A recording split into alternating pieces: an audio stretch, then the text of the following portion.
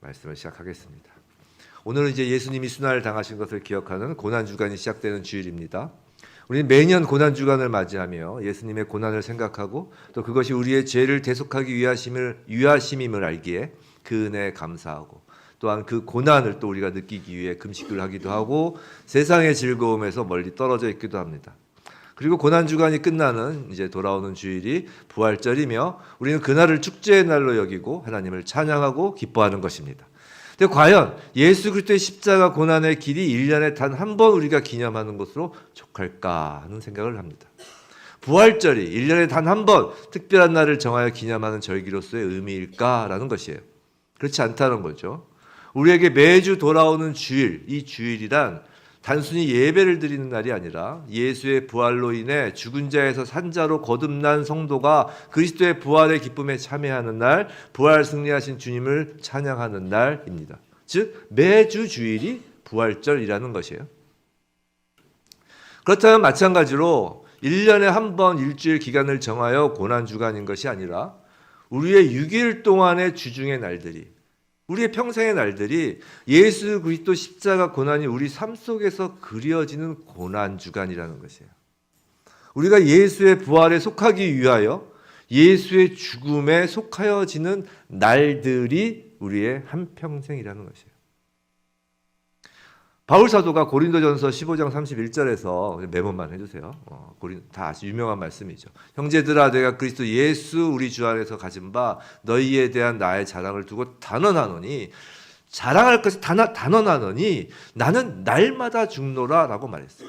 즉 바울 사도가 자랑하는 것은 내가 날마다 죽는 것이라는 것이에요. 그럼 그것이 바울 사도만 그런 것일까요? 아니라는 것이죠. 우리가 정말로 부활체의 몸으로 부활될 성도라면, 예수 재림하여 우리가 부활될 정말 성도라면 우리도 날마다 죽으며 부활의 소망을 가지고 사는 사람들이어야 한다는 것이고, 부활된 자, 산자로서 천국에서 영원히 부활 찬송할 그날의 부활절을 의미하는, 상징하는 이 땅에서의 매주 주일에 모여 믿음과 소망으로 이 땅에서 예배를 드리며 사는 사람들이라는 것이에요. 예수 그리스도의 고난은 그저 1년에 한 번 금식하고 1년에 한 주 경건하게 사는 것으로 끝이 아니라 사실 그것도 요새 잘 하지 않지만 그죠? 하지만 그런 것이 아니라 예수를 주님이라고 고백한 모든 하나님의 종된 성도의 일상의 삶이 되고 평소의 생각과 마음에 늘 간직되어야 한다는 것입니다. 그런데 정말 우리의 주중의 삶, 우리의 평생의 삶, 일상의 삶이 정말 예수 그리스도의 십자가 고난과도 같은 삶이길 원하시나요? 좀 솔직히 우리의 삶이 예수 그리스도의 그 십자가 고난과 같은 삶이길 원하시냐고요? 아마 아닐 겁니다. 저도 그닥 아닐 거예요. 아마 대부분 예수께서 고난받을 때 도망쳤던 제자들처럼 무서워 도망치고 싶을 겁니다. 누가 그런 고난을 자진해서 받으려고 한단 말이에요. 있으시면 한번 손들어 보세요. 정말 자진해서 내가 정말 그 고난을 받고 싶다. 그런데요, 예수님은 자진해서 순종으로 그 고난을 감당하셨어요. 그리고요, 성령이 임한 사도들, 성령이 임하였던 그 믿음의 선진들도 그 십자가의 삶을 기쁘게 받아들였다는 사실을 우리는 명심해야 된다는 것이에요. 예수님의 그 말씀처럼 자기 십자가를 지고 예수님을 따랐다는 거예요. 오늘 설교가 끝나면 그 질문, 누가 자진하여 예수의 십자가를 같이 지겠느냐 했을 때 다 손드는 여러분들 되길 원합니다. 사랑하는 성도 여러분, 우리는 성령을 받은 자가 정말 많나요? 지금도 내 안에 성령이 계셔서 예수님을 주님이라고 고백하고 믿으시나요? 그런지 아닌지는 우리가 십자가를 지고 있는지, 날마다 정말 죽고 있는지를 보면 알 것입니다. 고난주간을 시작하는 오늘 부디 하나님의 말씀을 통하여 우리 자신의 현주소가 낱낱이 하나님 앞에서 드러나며 우리의 이 땅에서 남은 시간 동안 정말 갈라디아서 2장 20절 말씀처럼 내가 그리스도와 함께 십자가에 못 박혔나니 그런즉 이제는 내가 사는 것이 아니요 오직 내 안에 그리스도께서 사시는 것이라 라는 말씀이 내 삶 속에 쓰여지길 주님의 이름으로 축원합니다. 오늘 창세기 47장은 사실 내용적으로 전체가 어려운 말은 없어요. 그런데 도대체 왜 특히 우리가 봉독했던 23절부터 26절까지 이야기가 성경에 기록되어야 했었는지 알기 어렵다는 것이에요. 그 이유를 모르겠어요. 그렇죠? 근데 오늘 창세기 본문은 참으로 고난주간 주일에 딱 들어맞는 본문입니다. 아시다시피 산지교회 주일 설교는 창세기 강해 설교이기 때문에 제가 일부러 이렇게 딱 맞출 수가 없어요. 정말 말씀은 목사가 아니라 하나님이 주시는 것임을 다시금 확인할 수 있습니다. 고난주간 주일에 주시는 이 하나님의 애타는 음성을 듣는 저와 여러분이길 원합니다. 자, 오늘 본문 전체를 제대로 깨닫기 위해서는 먼저 우리가 봉독했던 그 13절부터 26절 좀 빼고 47장 1절 13절 전체에서 그걸 빼고 한번 읽어볼 필요가 있어요. 우리 그래서 봉독을 안 했죠. 봉독을 안 한 이유는 제가 읽어보려고 그래요. 한번 읽어보겠습니다. 47절 1절부터 읽어볼 건데, 자, 지난주 말씀에선 이제 기억해 보면 요셉이 고센에서 아버지 야곱을 만났어요. 그리고 식구들 모두에게 목축하는 사람들이라고 입을 맞추라고 했었죠. 기억나시죠? 그리고 이제 바로를 만나러 가는 것입니다. 그 장면부터 시작되는 거예요. 요셉이 이제 바로를 만나러 가는 거예요. 형들도. 자, 1절. 자, 요셉이 바로에게 가서 고하여 이르되 내 아버지와 내 형들과 그들의 양과 소와 모든 소유가 가나안 땅에서 와서 지금 어디 있다고요? 고센 땅에 있나이다 합니다. 그의 형들 중 5명을 택하여 바로에게 보입니다. 이 5명은 뭐 특별한 의미라기보다 애굽에서의 완전수예요. 알 필요 없어요. 3절 바로가 요셉의 형들에게 묻되 너희 생업이 무엇이냐? 그들이 바로에게 대답하되 종들은 목자이온데 우리와 선조가 다 그러하나이다 하고, 자, 형들이 요셉이 시킨 대로 입을 맞춘 거죠. 4절 그들이 또 바로에게 고하되 가나안 땅에 기근이 심하여 종들의 양떼를 칠 곳이 없기로 종들이 이곳에 거류하고자 왔사오니 원하건대 종들로 고센 땅에 살게 하소서. 자, 바로가 요셉에게 말하여 이르되 내 아버지와 형들이 내게 왔은즉 애굽 땅이 내 앞에 있으니 땅의 좋은 곳에 내 아버지와 내 형들이 거주하게 하되 그들이 고센 땅에 거주하고 그들 중에 능력이 있는 자가 있거든 그들로 내 가축을 관리하게 하라 라고 합니다. 자, 7절 지금 바로의 그 왕실 가축까지 다 관리하게 하는 거예요. 7절 이제 야곱이 나타납니다. 요셉이 자기 아버지 야곱을 인도하여 바로 앞에 서게 하니 야곱이 바로에게 축복하매 바로가 야곱에게 묻되 내 나이가 얼마냐? 야곱이 바로에게 아뢰되 내 나그네 길의 세월이 130년이니이다. 내 나이가 얼마 못되니 우리 조상이 나그네 길의 연주에 미치지 못하나 험악한 세월을 보내었나이다 하고, 10절 야곱이 바로에게 축복하고 또 축복하죠. 야곱이 2번 바로를 축복하는 거예요. 이 부분은 나중에 좀 살펴보겠습니다. 그 앞에서 나오니라. 11절 요셉이 바로의 명령대로 그의 아버지와 그의 형들에게 거주할 곳을 주되 애굽의 좋은 땅 람셋을 그들에게 주어 소유로 삼게 하고 또 그의 아버지와 그의 형들과 그의 아버지의 온 집에 그 식구를 따라 먹을 것을 주어 봉양하더라 하고 이제 13절 빼고요. 이제 13절부터 26절까지 다 빼고 이제 27절부터 여러분께서 한번 함께 읽도록 하겠습니다. 27절부터 시작.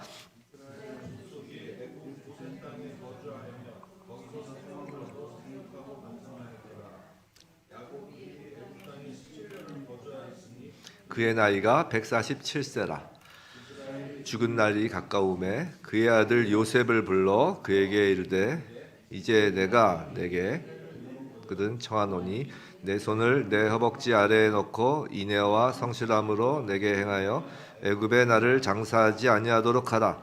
내가 조상들과 함께 눕거든 너는 나를 애굽에서 메어다가 조상의 표지에 장사하라. 요셉이 이르되 내가 아버지의 말씀대로 행하리이다. 야곱이 또 이르되 내게 맹세하라 하매 그가 맹세하니 이스라엘이 침상머리에서 하나님께 경배하니라. 자, 보세요. 중간에서 13절부터 26절을 떼어내고 읽으면 이야기 스토리가 정말 자연스럽게 진행되죠. 그죠? 우리가 이제 설교 시작 전에 그 봉독하였던 그 13절부터 26절은 이 구절이 도대체 왜 성경에 들어갔는지도 알기 어려울 뿐만이 아니라 중간에 놓인 이 구절을 빼내면 오히려 전체 이야기가 자연스럽게 흘러가는 거예요. 그런데 제가 이전에 한번 예전에 몇 번 말씀드린 적이 있는 것 같은데 유대인의 글쓰기 방법에는 뭐가 있다고 그랬죠? 샌드위치식 구조라는 것이 있어요. 자주 유대인들이 쓰는 방식입니다. 그건 오늘 본문처럼 맨 앞과 맨 뒤의 내용이 이렇게 연결되는데 그 중간에 생뚱맞게 보이는 내용이 삽입되는 형식의 글쓰기예요. 단순히 뭐 두괄식, 미괄식, 중괄 이런 게 아니라 정말 생뚱맞는 얘기가 중간에 슉 들어가는 거예요. 근데 이런 형식에서 글쓴이가 가장 핵심적으로 말하고 싶은 것은 바로 그 중간에 들어가는 부분이라는 거예요.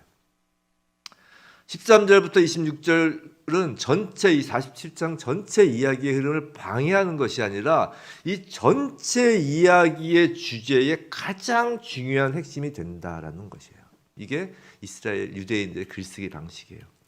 먼저 그 본문의 앞뒤, 방금 읽었던 그 13절부터 20절을 뺀 앞뒤를 한번 보겠습니다. 자, 야곱이 바로 앞에 좀 섰어요. 근데 야곱이 바로에게 이렇게 말합니다. 내 나그네 길이 세월이 130년이라는 것이에요. 130살이에요 지금. 나그네 길의 세월이 130년인데 험악한 세월을 보냈다라고 지금 말합니다. 우리 눈에 띄는 것은 나그네라는 단어와 험악한 세월이라는 단어죠. 성도 여러분, 우린 창세기를 지금까지 보면서 하나님께서 야곱을 어떻게 다루셔 왔는지를 보았습니다. 야곱의 입에서 나그네, 야곱의 입에서 험악한 세월이라는 고백이 나오게끔 하나님이 야곱을 몰아붙이신 거예요. 하나님은 야곱을 교만의 자리에서 겸손의 자리로 밀고 나가셨고, 힘과 욕망, 내 힘으로 할 수 있다는 그것, 그리고 세상 가치로 내가 무엇을 얻고 위로받는 인생에서 오직 하나님만을 의지할 수밖에 없는 광야의 그 나그네 위치로 낮추셨던 거예요. 나그네의 소망이 무엇입니까? 나그네의 소망은 그 나그네의 길이 끝나는 것이 소망이에요. 세상 복의 기대와 세상에서 내가 긍정적으로 생각하기만 하면 모든 일이 술술 잘 풀릴 것이라는 그런 헛된 마음을 다 내려놓고 나그네 길을 끝내는 것이 소망이라고요. 나그네 길에서 잘 먹고 잘 사는 것이 소망이 아니라 그 나그네 길을 끝내고 가나안으로 예표된 하나님 나라 천국이란 고향으로 돌아가는 것이 소망인 인생이 나그네의 인생인 것입니다. 생각해 보세요. 야곱은 평생 험악한 세월을 보내고 늙은 몸으로 세상의 모든 부여를 상징하는 애굽으로 들어갔어요. 지금 정말 늙고 초라한 모습으로 그 세상의 부여를 상징하는 애굽 땅으로 들어간 거예요. 애굽에서 자신의 아들이 그 땅의 총리가 돼 있어요. 실질적인 통치권자가 돼 있어요. 그러면 옛날 같은 야곱이면 어떤 반응을 했을까요? 어떤 반응이 자연스러워요?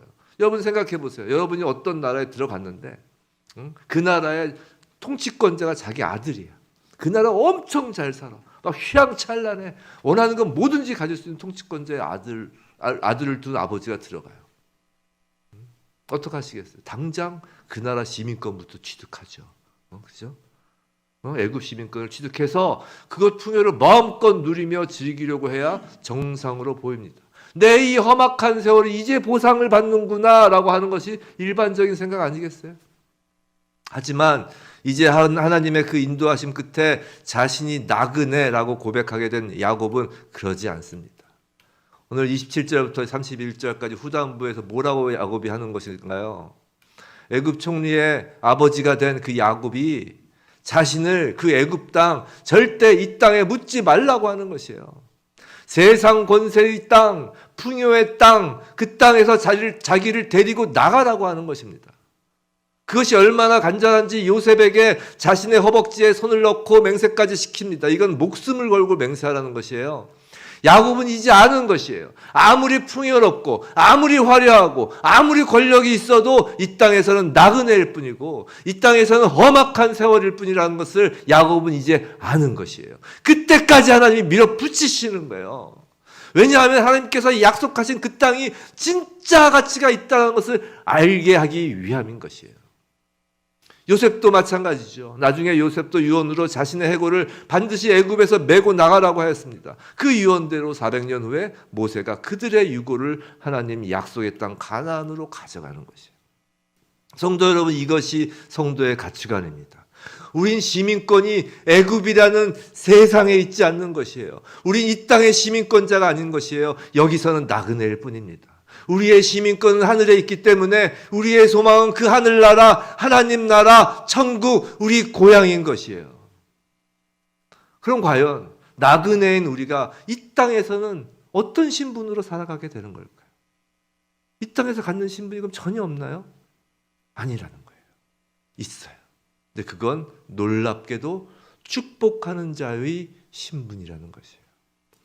7절 후반부를 보세요. 뭐라고 하나요? 야곱이 바로에게 축복하매라고 합니다. 10절에서도 뭐라고 하나요? 야곱이 바로에게 축복하고라고 합니다. 두 번을 얘기하는 거예요. 성경에서 두 번 얘기하는 건 내가 이거 잘못 쓴 게 아니야 라는 거예요. 왜냐하면 일반적으로 왕이 축복해야지 이게 잘못 기록됐나? 라고 생각할 수 있지만 성경에서 두 번 반복하면서 절대 이건 잘못 기록된 것이 아니라는 걸 보여주는 것이에요. 성도 여러분, 축복은 높은 사람이 낮은 사람에게 하는 것인가요? 아니면 낮은 사람이 높은 사람에게 하는 것인가요? 히브리서 7장 7절엔 이렇게 기록되어 있어요. 논란의 여지 없이 낮은 자가 높은 자에게서 축복을 받느니라. 성경에 논란의 여지가 없이라고 써 있어요. 당연히 높은 자가 낮은 사람을 축복하는 것입니다. 근데 지금 보세요. 야곱은 다 늙고 거짓골을 한 나그네예요. 이방인입니다. 험악한 세월을 살아온 사람이에요. 근데 애굽 왕 바로는요, 세상의 권력자입니다. 사람 목숨이 그의 말 한마디에 왔다 갔다 하죠. 세상에서 가장 부자예요. 세상은 가뭄으로 죽어가지만 그의 창고엔 곡식이 넘쳐납니다. 그런데 세상의 애굽 왕이 높은 자가 아니라 나그네에 불과한 야곱이 높은 자라는 것입니다. 하나님 나라 시민권자인 이 땅의 나그네가 영적으로 이 땅의 그 어떤 대통령, 그 어떤 왕보다 높은 자라는 것이에요. 성도는 세상을 향하여 축복하는 존재라는 것입니다. 세상의 풍요로움을 쫓고 그 속에서 인생을 만끽하는 그 세상에 속한 자들이 아니라 세상 눈으로는 정말 별 볼 일 없어 보여도, 세상 눈으로는 정말 형편없어 보여도 나그네인 하늘의 시민권이 있는 성도에게 축복권이 있다라는 것이에요. 그럼 나그네인 야곱이 이 땅의 왕인 바로에게 축복하는 내용이 무엇일까요? 더 권력이 많아지라고요? 더 부자가 되라고요? 누군 그러더라고요. 오늘 야곱이 바로에게 축복해서 이 유자에서 바로가 더 부자가 됐다고. 더 땅을 많이 얻고. 그게 무슨 의미가 있어요? 이미 모든 것을 가진 자인데. 그런 것이 아니에요. 바로에게는 이미 그런 것이 넘쳐납니다. 성도 여러분, 나그네인 우리가 세상을 향해 축복할 것이 무엇일까요? 무엇을 축복하시겠어요? 잘 먹고 잘 살라고요? 이 땅에서 뿌리 박아서 아주 오래오래 살라고요? 이 땅에서 죽지도 말고 그냥 오래오래 살라고 장수하라고요? 그런 것이 아니에요. 그것을 사도 바울이 알려줘요. 사도 바울은 사도행전 26장에 있는 내용인데 나중에 한번 찾아보세요. 26장입니다. 이 사도 바울이 26장에서 이 가이사랴 지방에 갇혀 있었는데 그 아그리빠 왕과 버니게 총독 앞에 끌려 나오는 장면이 있어요. 사도행전 26장. 그래서 이 바울 얘기를 한번 들어보자 하고서 사슬에 매어서 사도 바울이 끌려 나옵니다. 사도행전 26장 29절에 이제 바울이 말합니다. 바울이 이르되 말이 적으나 많으나 당신뿐만 아니라, 이 말은 무슨 크게 할 얘기 없다는 것이에요. 말이 적고 많고 중요한 게 아니라 오늘 내 말을 듣는 모든 사람도 다 이렇게 결박된 것 외에는 나같이 되기를 하나님께 원하나이다 라고 얘기해요. 나같이 되기를 하나님께 원하나이다. 그래서 하나님께 원한다라는 것이 바로 그렇게 되기를 축복하는 거예요. 근데 무엇을 축복한다고요? 나같이 되기를. 지금 결박에 묶여있는 지금 바울이, 감옥에서 나온 바울이 이 결박된 것만 빼고, 그건 너무 불쌍하니까 내가 봐도 당신들이 그거 빼고 나같이, 즉 죄인의 모습을 이렇게 서 있는 나같이 되기를 원한다는 것이. 누구 앞에서요? 왕 앞에서. 누구 앞에서요? 총독 앞에서. 성도 여러분, 이게 바로 나그네인 야곱이 바로에게 하는 축복입니다. 나그네인 성도가 세상 사람들에게 하는 축복인 것이에요. 너희도 나 같은 나그네가 되기를 축복한다는 것이에요. 세상에서 가진 것도 없고 건강하지 않을지라도, 지위도 없을지라도, 학벌도 없을지라도 그것이 축복의 내용이 아니라 성도는 세상 잘난 사람들에게 나같이 되라고 축복을 하는 것입니다. 성도는 그 축복권을 가진 가장 높은 자예요. 세상에서. 한번 보세요. 바로가 자신을 축복하는 야곱을 보았을 때 얼마나 우스웠겠습니까? 요셉의 아버지니까 가만뒀지, 만약에 요셉의 아버지만 아니었으면 그 자리에서 내쫓았을 거예요. 자기한테 축복을 하네 하고. 이건 사도행전 아까 그 장면에서도 나타나요. 사도행전 총독 베스도는 사도 바울을 미쳤다고 했어요. 세상에서 실패자로 보이는 그리스도인들이 얼마나 세상 사람들의 조롱거리가 되나요? 그런데요, 예수님도 세상의 실패자로 보이셨어요. 예수님도 세상으로부터 조롱을 받으셨어요. 그런데 조롱을 받으시는 예수가 조롱하는 세상을 축복하시는 것입니다. 그리고 나같이 되라 하시는 거예요. 성도인 우리도 마찬가지인 것입니다. 근데 문제는 나그네여야 하고 험악한 세월을 살아온 야곱 같은 우리여야 함에도 불구하고 우리의 이 뿌리 박힌 교만과 뿌리 박힌 자기의와 욕심과 야망으로 우린 나그네 길, 험악한 길을 피하려고 한다는 것입니다. 왜요? 조롱받기 싫어서 말이에요. 조롱받는 자의 위치가 아니라 조롱하는 자의 위치가 되고 싶은 거예요. 하나님 나라에 속한 축복권은 우리 염두에 없어요. 전혀 상관없어요. 아니 솔직히 이제는 나그네 길이 무엇인지조차 알지 못하고 애굽이라는 세상 사람들과 똑같이 사는 것입니다.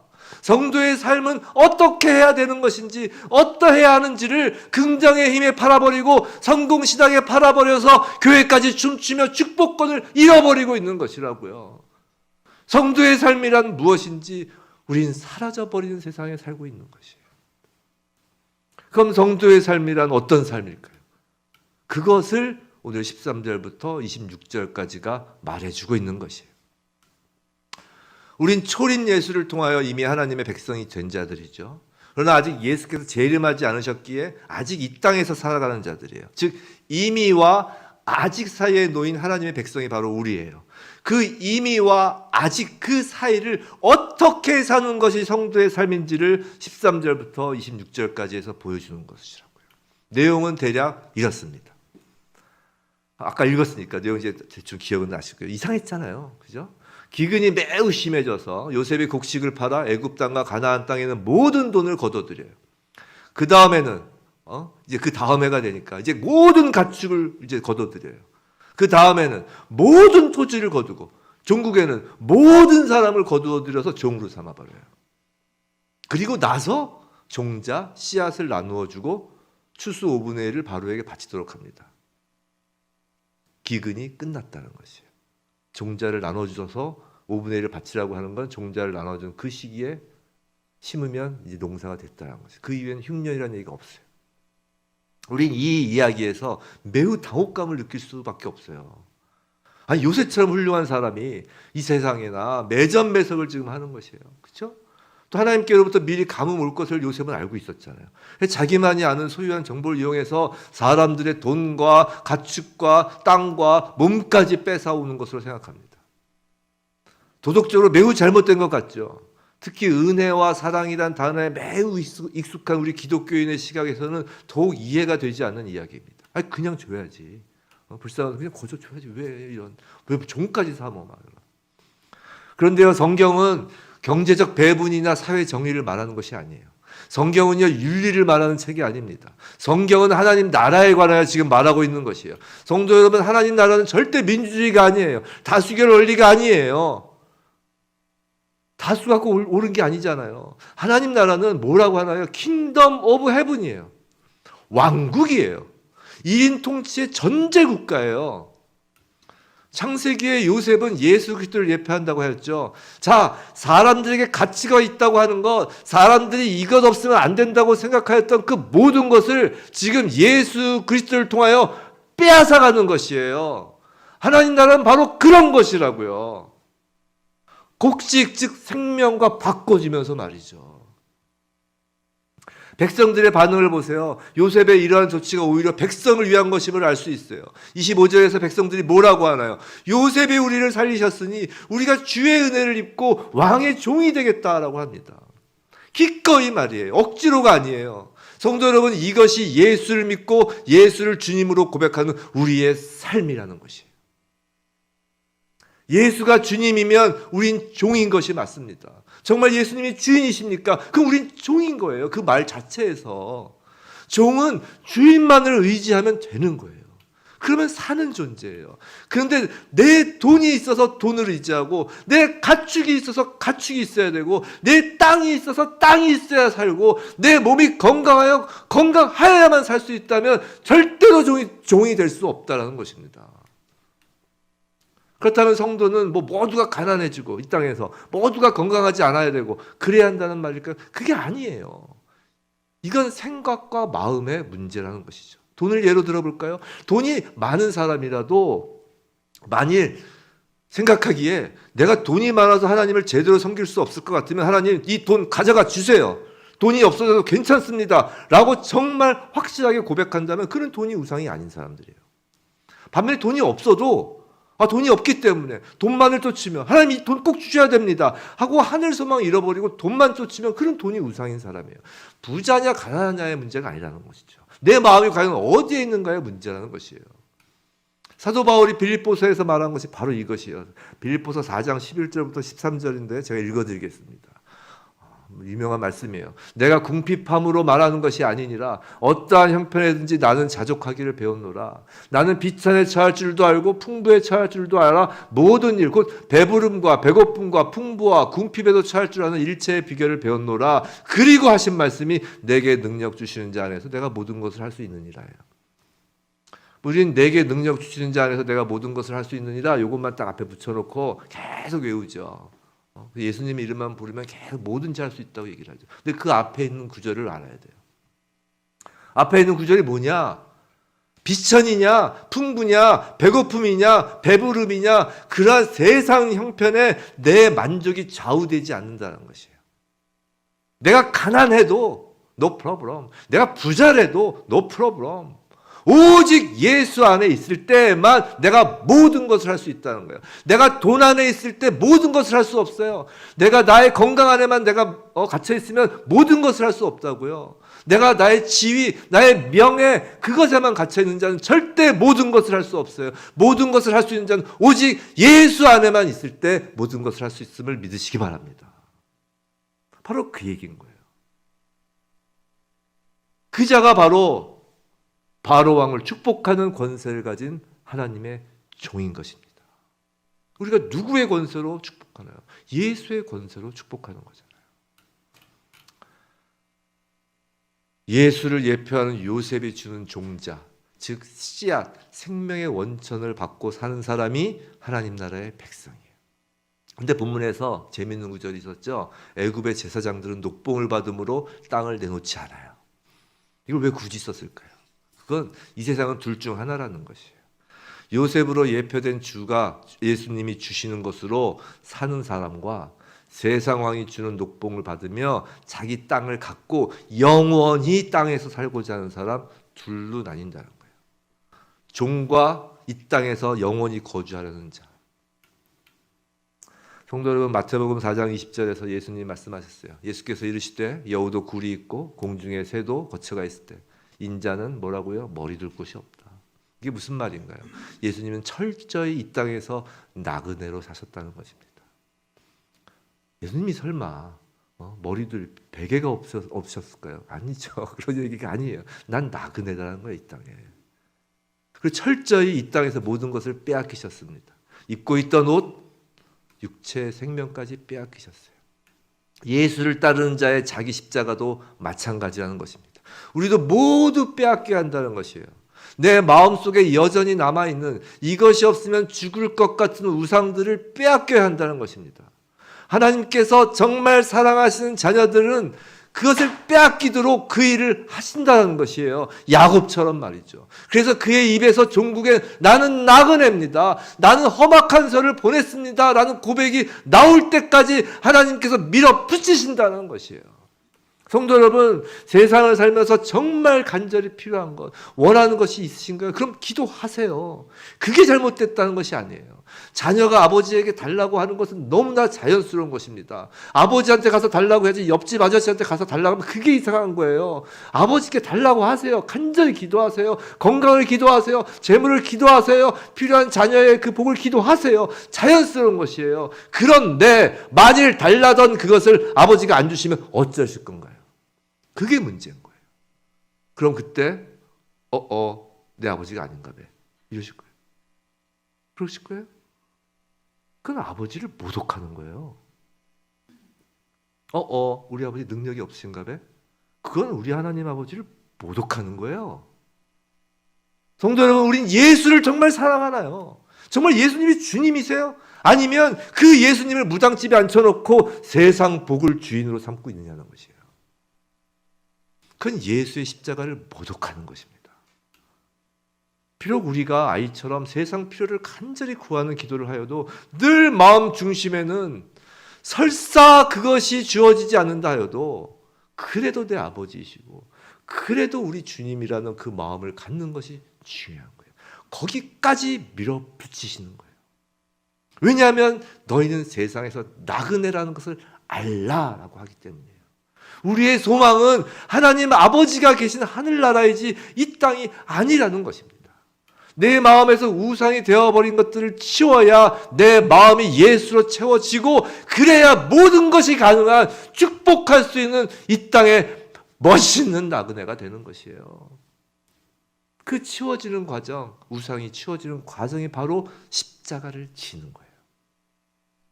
지금까지 이 땅에서 내가 누구인지, 나 자신을 정의하였던 세상의 모든 이유들을 내 안에서 날마다 죽이는 것입니다.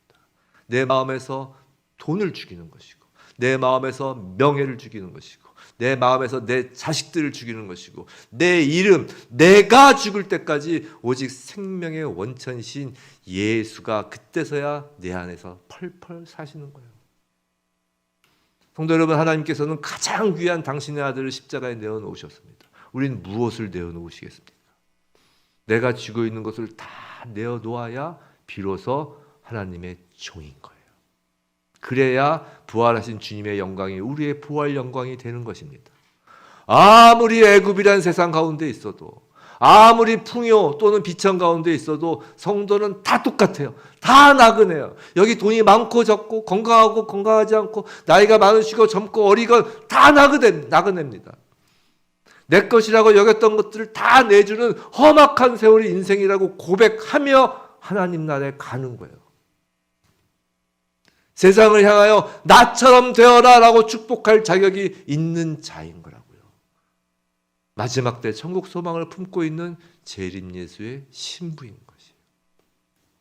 날마다 내 마음속에서 우상으로 자리 잡았던 그 돈이 내 마음속에서 사라지고, 가축이 사라지고, 토지와 내 몸마저 사라져가는 것이 예수를 따르는 우리의 십자가의 길인 것입니다.